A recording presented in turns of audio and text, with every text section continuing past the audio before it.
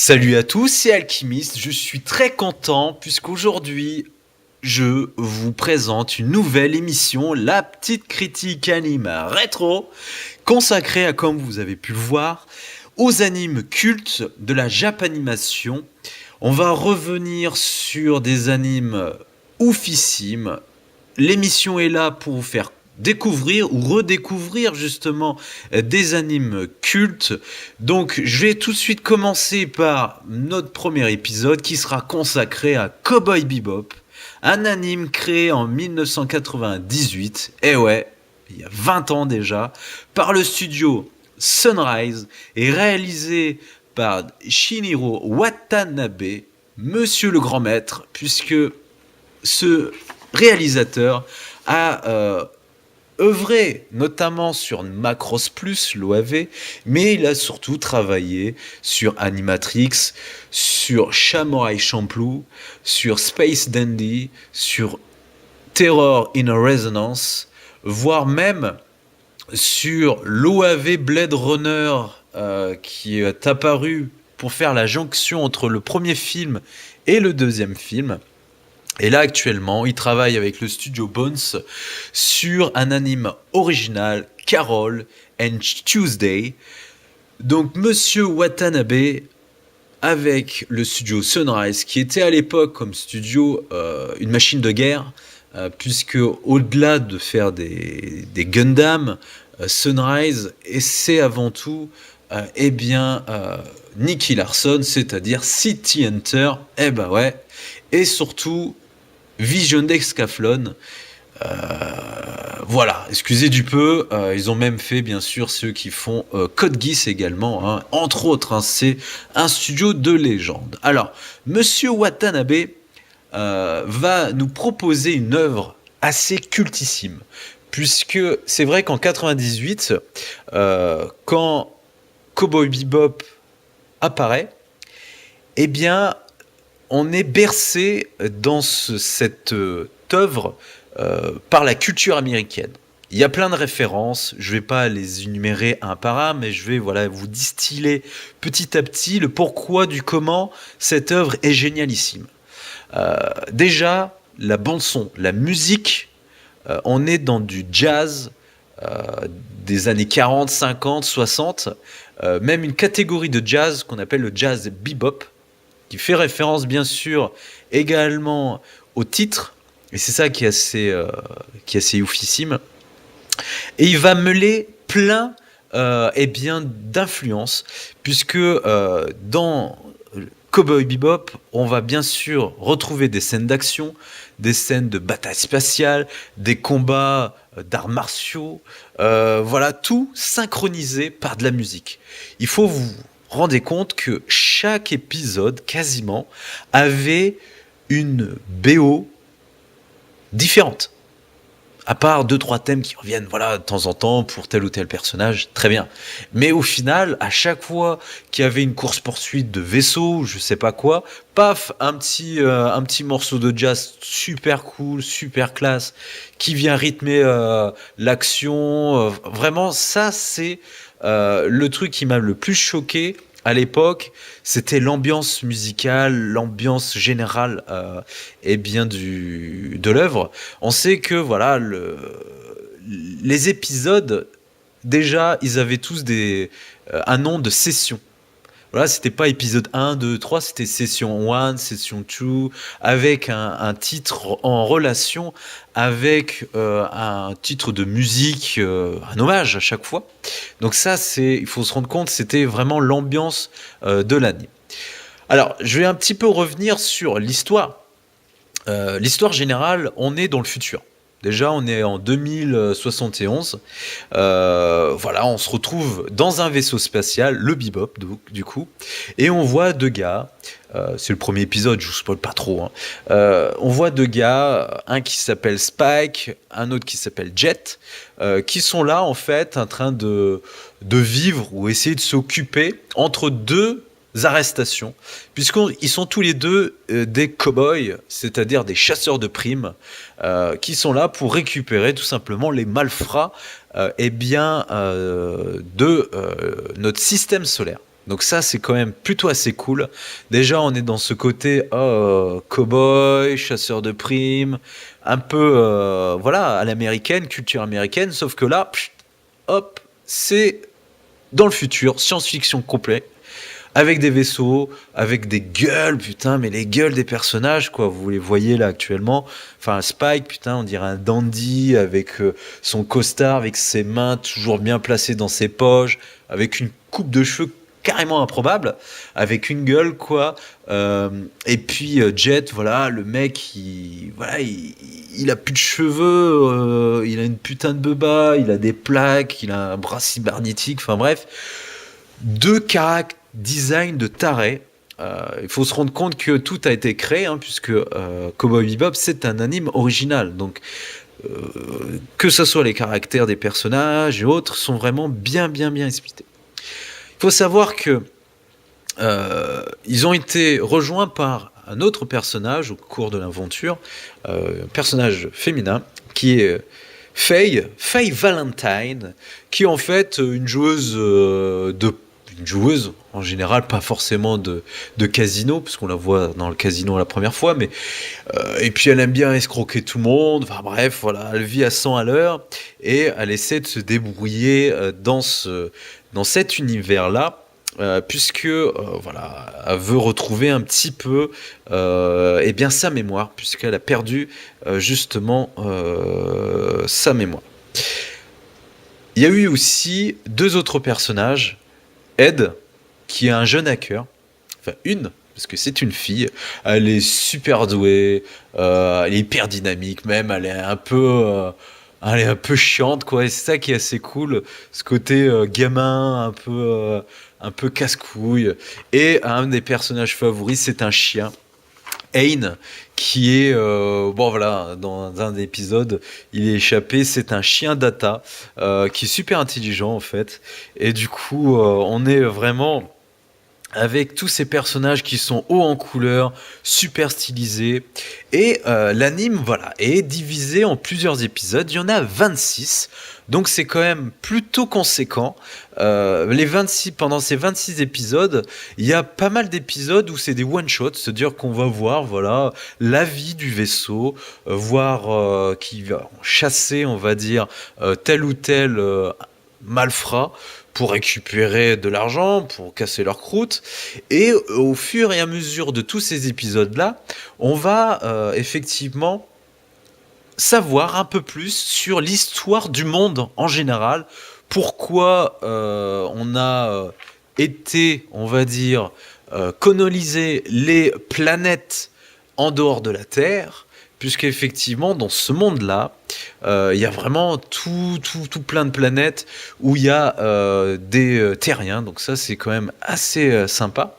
Et on découvre au fur et à mesure des épisodes que dans les années 2020, il y a eu une énorme tragédie, puisque pour faire des voyages spatials, il y a une compagnie qui a créé ce qu'on appelle des gates, c'est des portes pour voyager plus rapidement entre chaque, on va dire, morceau de notre système solaire. Et ces gates, il y en a une qui a explosé près de la Terre et qui a fait péter un petit peu la Lune. Et depuis ces années 2020, il y a des débris en permanence qui tombent sur la Terre. Forcément, cette Terre, elle est devenue un peu inhospitalière. Et il y a eu un exode assez massif des terriens vers d'autres planètes. Et du coup, on a ce système-là qui fait que, effectivement, les gens ont été émigrés dans d'autres lieux.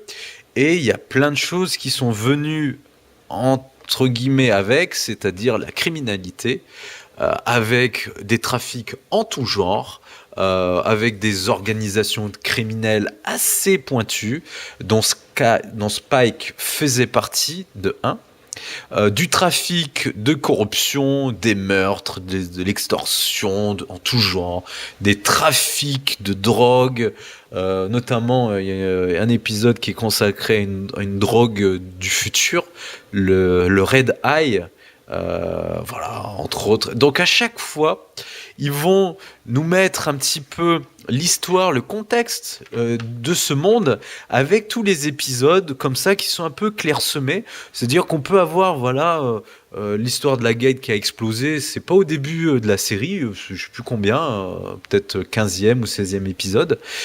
Et puis après, c'est à vous de faire un travail intellectuel justement pour remettre dans l'ordre toute cette histoire, en plus des histoires des personnages, puisque effectivement chaque personnage aura une histoire, notamment virée vers le passé. Spike, Jet, vous avez aussi Faye et Ed qui ont tous des histoires qui sont virées vers le passé. Ed essaye de retrouver son père, Faye, ce que je vous ai dit, essaie de retrouver la mémoire. Jet, qui est un ancien officier de l'agence de police interplanétaire, ce qu'ils appellent le ISSP, est plutôt, on va dire, celui qui a peut-être quitté son boulot, non pas par, on va dire, une faute, mais plutôt par conviction. Il a quitté réellement son boulot pour ça, puisque il a cru quelque chose, et du coup voilà, tout ça c'est du passé, mais les épisodes racontent aussi la suite justement de leurs histoires dans le présent, et c'est ça qui est génial, et c'est ça comment c'est bien fait. C'est vraiment, on a une ambiance générale qu'il faut se dire que oui, c'est un anime qui n'est pas facilement, on va dire, compréhensible du premier coup. C'est-à-dire que voilà, les petites ficelles, les petits clins d'œil, les petites choses, voilà, il faut lire, enfin regarder plusieurs fois l'anime pour bien tout comprendre. Et c'est ça que j'adore particulièrement avec cette œuvre, c'est que c'est pas quelque chose qui nous est raconté d'un premier épisode à l'autre et puis bon, point. Là il faut toujours se dire, ah putain, mais en fait il parlait de ça dans tel épisode, ah là ça fait référence à ce truc là, ah c'est génial, machin et tout. Et il y a des moments anthologie, vraiment il y a des épisodes de fou. Moi il y a un épisode, vous verrez, je vous spoil pas trop, mais un épisode qui s'appelle Pierrot le fou, enfin avec le personnage Pierrot le fou, qui est juste mythique, en animation, enfin un tout quoi. Et je vous conseille de le regarder. Bon, c'est plutôt un peu tard dans la série, mais voilà, moi, ce que je voulais vous montrer par cette émission, qui est la petite critique anime rétro, c'est comment j'ai été agréablement surpris lorsque j'ai regardé Cowboy Bebop la première fois. Ça m'a hypé. Et du coup, pour faire cette émission, je l'ai regardé, bien sûr, pour me remettre dans le bain, dans le jus, pour vous dire que au jour d'aujourd'hui, il faut faire l'effort de regarder cet anime. Certes, il est en 4/3. Bon, on peut maintenant, avec des petites techniques, essayer de zoomer un petit peu pour gommer un peu. Mais les jeunes qui écoutent, ils peuvent se lancer dedans. En plus, on peut le trouver à peu près n'importe où, ou dans des éditions, on va dire DVD, qui coûtent pas grand-chose. Quinzaine d'euros, ou en Blu-ray, il y a eu une édition collector il n'y a pas si longtemps, aux éditions d'Ibex, ou dans des plateformes de streaming comme Netflix par exemple. Vous pouvez regarder Cowboy Bebop, la série, et aussi le film Cowboy Bebop, qui est au final, que moi j'appelle un épisode extra large plus, puisque en termes d'animation, de qualité, de mise en scène, on élève un petit peu le niveau quand même. Ils ont eu plus de temps pour travailler, effectivement. Mais au final, voilà, ça s'intègre complètement dans la série et c'est plutôt assez cool. Surtout que le film a été créé par, quasiment presque tout le staff de la série, à part 2-3 personnes, et dans un nouveau studio qui est le studio Bones. Donc forcément, le studio Bones qui va être, on va dire, le nouveau studio de production du futur anime de Watanabe, qui est Carol and Tuesday. Forcément, on l'attend forcément. Effectivement, le studio Bones qui a fait le film, voilà, on va dire qu'ils ont gardé tout. Il y a une musique, une bande son dans le film, c'est une dinguerie. C'est une dinguerie. N'hésitez pas à aller zioter ça sur le net. Vraiment une musique blues, une musique jazz super classe. Voilà. Après, il faut aimer, certes, mais on est là dans un pur CNN poignant, mélancolique. Hein, c'est ça le truc aussi de la série, c'est qu'effectivement, c'est pas une série où on se marre beaucoup, même s'il y a certains personnages comme Ed qui essayent de dynamiter un petit peu tout ça, mais généralement, voilà, les personnages, ils sont marqués par la vie, marqués par leurs décisions, leurs regrets, ou on va dire, manque d'implication sur leur vie. Et c'est vraiment une série à conseiller, à regarder ou à re-regarder, comme moi j'ai fait récemment. Donc voilà, vous aurez compris que la petite critique anime rétro, je suis pas là pour donner des notes, mais c'est plutôt des conseils et comment moi je l'ai perçu à l'époque et aujourd'hui.